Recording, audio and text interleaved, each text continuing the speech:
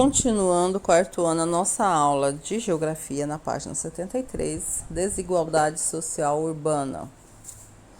Além de serem diferentes entre si, a cidade pode apresentar grandes diferenças internas. Alguns bairros costumam ter ruas bem cuidadas e arborizadas e serviços como rede de água, esgoto, praças, escolas, hospitais, grandes centros comerciais, etc. Ou seja, a qualidade de vida costuma ser melhor nesses lugares. Em outros bairros, principalmente na periferia, é comum. O que é a periferia? Região afastada do centro urbano. Está explicando aí do ladinho na página do livro, tá? Aqui, ó, o que é periferia. Então, em outros bairros, principalmente na periferia, é comum haver ruas sem asfalto e com serviços públicos precários. Precários é em má condições, deficiente, né? Há falta de praça e de locais de lazer e, frequentemente, o transporte público também é ruim. Há poucos ônibus e eles circulam muito cheios. Nesses lugares, as condições de vida são mais difíceis. Em nossa sociedade, há grandes desigualdades sociais e elas são visíveis na paisagem das cidades. Muitas famílias, por exemplo, são obrigadas a viver sob o risco de enchente ou de desmoronamento, pois não têm condições financeiras para adquirir uma moradia em local seguro. Então, vocês têm aí duas imagens na página do livro de vocês. Praia de Iracema, em Fortaleza, é um dos bairros mais ricos da capital cearense. Nesse município, no entanto, são grandes as desigualdades sociais urbanas. É na foto de 2015.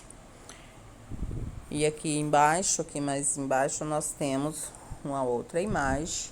Habitação precária às margens do rio poluído, em áreas pobres do município do Rio de Janeiro. Uma foto de 2017.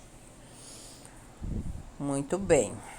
Então, aí a gente já percebe uma desigualdade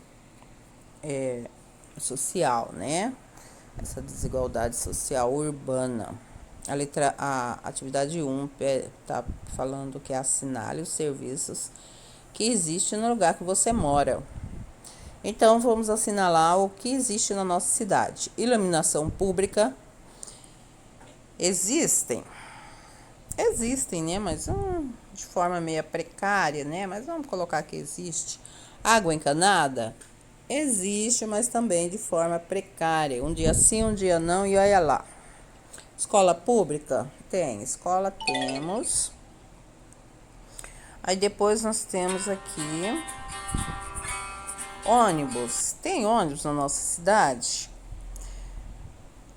Não tem. Sei lá se tem, nem sei se tem.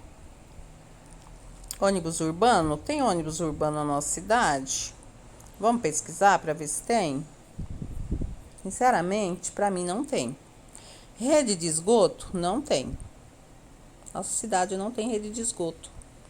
Rede de esgoto é uma tubulação que passa por baixo da terra, que pega toda e qualquer água nossa que nós utilizamos na nossa casa, né? A água de banheiro, água de limpeza, vai tudo para essa rede de esgoto. E depois o órgão público faz um tratamento desse esgoto, né? Para não poluir o meio ambiente. E nós não temos aqui na nossa cidade. Unidade básica de saúde, temos bastante precária, né? Temos bastante precária, porque você procura um médico especialista em alguma área do seu corpo, não existe. Em algum órgão, médico especialista do ortopedista, muito difícil. Do coração, muito difícil. Então, é muito precário, né? O serviço público prestado para nós, população aqui de Paraná principalmente, é precário. Então, deixa eu diminuir aqui. O que você gostaria que houvesse no lugar em que você vive para que ele fosse melhor para todos? A gente quer muita coisa, né? A gente queria um serviço de saúde de qualidade, a gente queria rede de esgoto, a gente queria bastante ônibus circulando na cidade para a gente não ter que ficar gastando tanta gasolina, tanto carro na rua, né?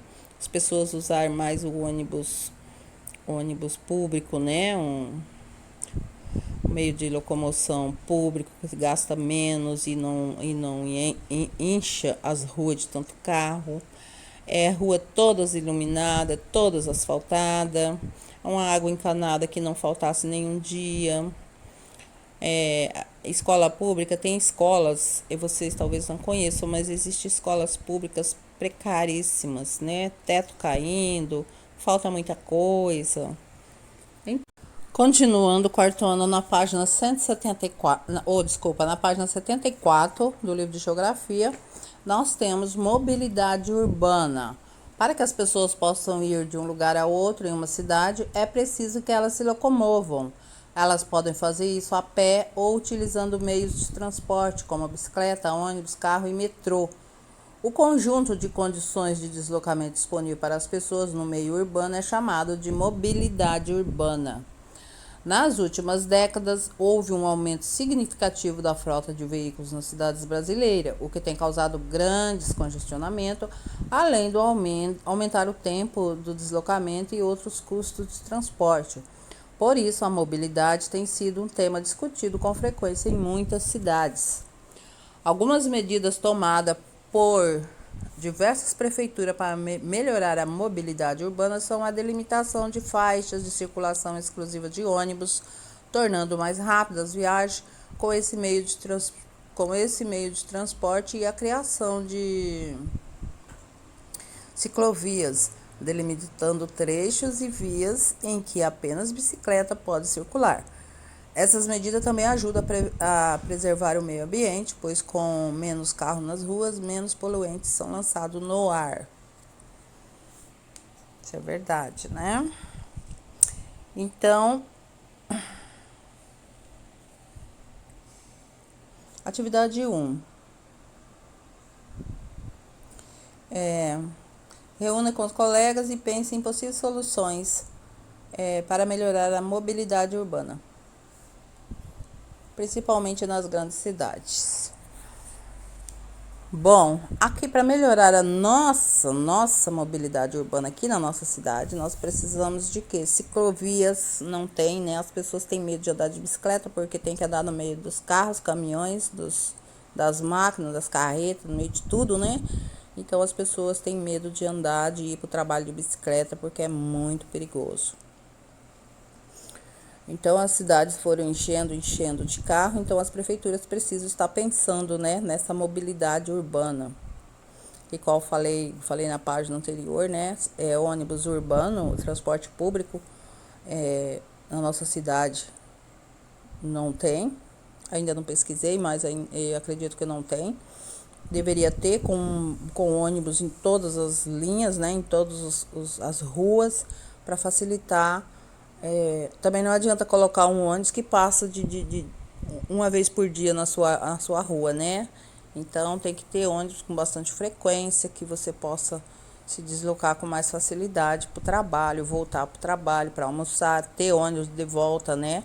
Não adianta ter um ônibus só, que daí como que você vai fazer o resto do seu dia, né? Então tá, observa a ilustração ao lado. De acordo com ela, quem tem prioridade no trânsito? As pessoas ou os carros? Dê sua opinião sobre o porquê disso. Então aí nós temos tipo uma pirâmidezinha, né? E então a prioridade são de quem? Quem tá lá em cima, né? Dos pedestres. Observa a ilustração, de acordo com ela, as pessoas ou os carros que têm prioridade? As pessoas a pé, né? Os pedestres têm prioridade, depois segue os ciclistas, depois os transporte público, aí vem o transporte de carga, né? Que esse é o que menos, esse transporte que atravessa a BR na nossa cidade, ele não poderia existir de jeito nenhum, né? Porque tem o anel viário, que demorou 20 anos para sair, mas saiu. Que as carretas, carro de carga grande que passe por lá, que fique entre na cidade, só o transporte que venha trazer carga para os mercados, essas coisas, né? E carro e moto seria o último, né? Então, se tivesse transporte público na nossa cidade, se tivesse ciclovias, né? Menos carro teria na rua, menos moto. Beleza, vamos para a página seguinte. Continuando na página 175, representações, a planta da cidade. Planejar o deslocamento no espaço urbano exige não apenas a verificação de distâncias a percorrer, também é necessário traçar rotas, considerando os pontos de referências e as características das vias de circulação. Assim, é possível ganhar tempo dando preferência às rotas mais curtas, por exemplo. Nesse sentido, as plantas são um instrumento de orientação espacial que pode auxiliar na definição das rotas. Como tem escala pouco reduzida, as plantas apresentam muitos detalhes que facilitam essa tarefa. No exemplo abaixo, a planta representa alguns bairros de Goiânia, em Goiás, né? Nela é possível visualizar o nome e a direção do trânsito de ruas e avenidas e vários pontos de referências. Então, nós temos aí um pedaço aí da planta de uma cidade de Goiânia, né? Então, está todos com os nomes, as ruas, tal. Palácio das Esmeraldas. A atividade 1. Localize na planta de Goiânia o Palácio das Esmeraldas e o Bosque dos Buritis. Pense na rota mais curta entre eles, saindo do Palácio das Esmeraldas. Em seguida, descreva essa rota no caderno ou em uma folha avulsa. Muito bem. Então, o Palácio das Esmeraldas está aí. Então, é para vocês seguirem e ir para o Bosque dos Buritis. O Bosque dos Buritis está bem aqui. Saindo aqui, nós temos o Bosque dos Buritis, que é este. Então, nós poderemos ir por aqui, vir por aqui, ou vir por aqui e virar para cá. Então, tem várias formas de ir, mas o mais curto seria este, né? Saindo do Palácio das Esmeraldas, virar à esquerda. Então, é isso que vocês vão escrever no caderno. Vamos sair daqui, vamos virar à direita ou à esquerda, ou vai para frente? Então, vamos virar à esquerda. Vão escrevendo aí no caderno de vocês.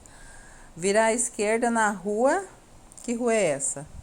Rua da Garciana Borges Teixeira. Então, vocês vão escrever aí. Sai do Bosque, vira à esquerda na Rua da Graciana, né? Segue em frente em direção ao bosque. Atravessar 3 cruzamentos. Então, vai ter um cruzamento, dois cruzamentos, 3 cruzamentos. Cruzamento é quando uma rua atravessa, né? Atravessa a avenida que a gente está. Então, fala-se cruzamento. Então, atravessa esses 3 cruzamentos, contorna a rotatória. Aqui tem uma rotatória, ó. Uma rotatória. Então, esse amarelinho é a rua. Aí vem, faz esse contorno na rotatória e chega ao Bosque dos Buritis. Então, é isso que vocês vão escrever no caderno. Como que vocês vão chegar, né? Como que você vai dar essa informação para alguém? Sai do Palácio das Esmeraldas e vai para o bosque. Então, como que vocês vão fazer? Vocês vão escrevendo aí que vira à esquerda, atravessa 3 rotatória,